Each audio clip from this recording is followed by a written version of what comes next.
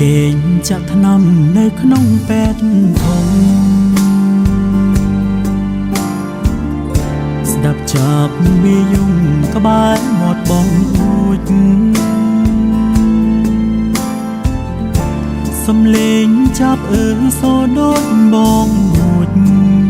កាលបងលោកលួចស្នេហ៍ស្រីដំបងបងដើរខ្វៀលគោខាងក្រោយផ្ទះស្រីក្បែរខ្ទមឫស្សីចំការសំរោងពន្លកវាសនាលូតលាស់វាតោបងកាត់បេះដូងផ្ញើក្នុងទ្រង់ថ្លៃ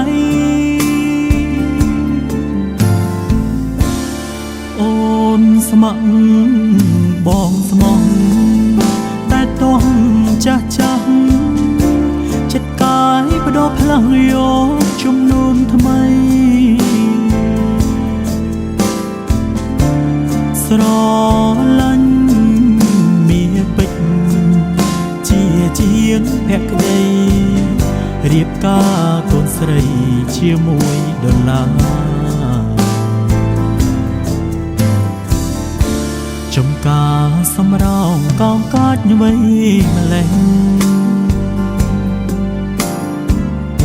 ខ្ញុំដាំគេបេះគ្មានក្តីមេត្តា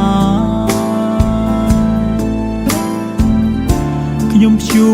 សេរោមគេរួមស្នេហាខ្មាំងអងបាក់សាចរចាចំអង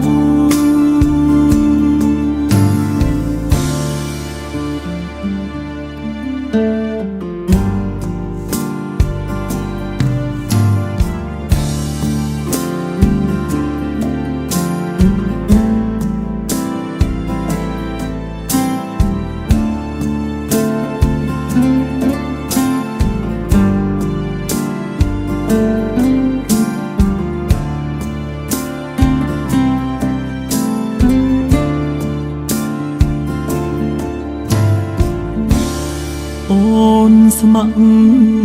បងស្មោះតែต้องចាស់ចាស់